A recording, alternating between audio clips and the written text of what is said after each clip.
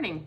Thank you for joining me on this third discussion post where we were to look at America's Historical Imprints database and focus something for the week on early American history and bringing in some of that information with literacy competencies. Most of our readings this week and last week seemed like they had to do with competencies, so I can understand why we're focusing on it this week.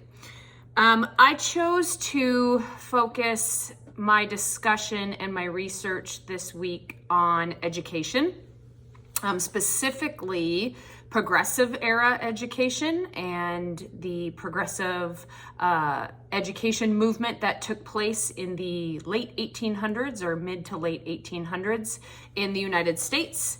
But this educational movement was actually started, the beliefs, I should say, started and actually came from John Locke and Jean-Jacques Rousseau, which we know they are Enlightenment thinkers, and they came before our founding fathers. These, Enlightenment thinkers with Locke and Rousseau brought into our American history those ideals of life, liberty, and natural human rights, and our founding fathers used those actually in our Declaration of Independence and use those ideals to actually justify the American Revolution. Some of the progressive era movement, educational movement, also leading back to John Locke and Rousseau, but it was really John Dewey who took the movement to a new level.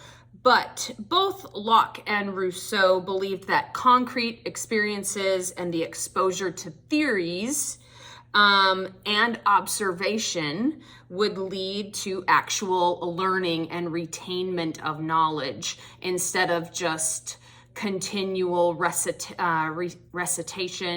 and memorization. They actually believed that hands-on actual learning and observation would be where the student is actually going to learn the material.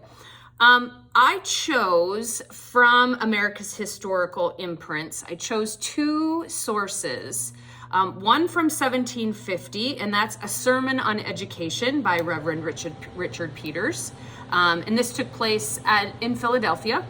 And then the other one I chose was something called Practical Education by Maria Edgeworth. This was written in 1801.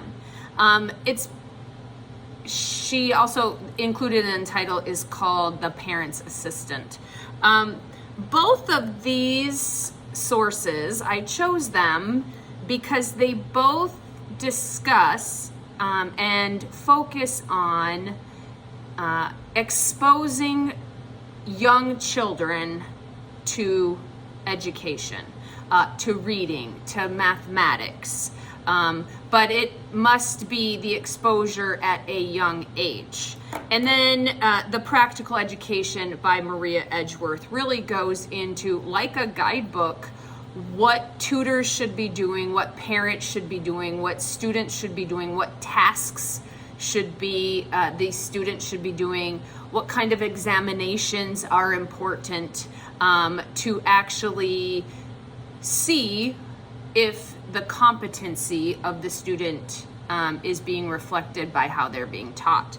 Now, the sermon is, obviously, it's a sermon, but he does reflect a lot about introducing children to the Word through education,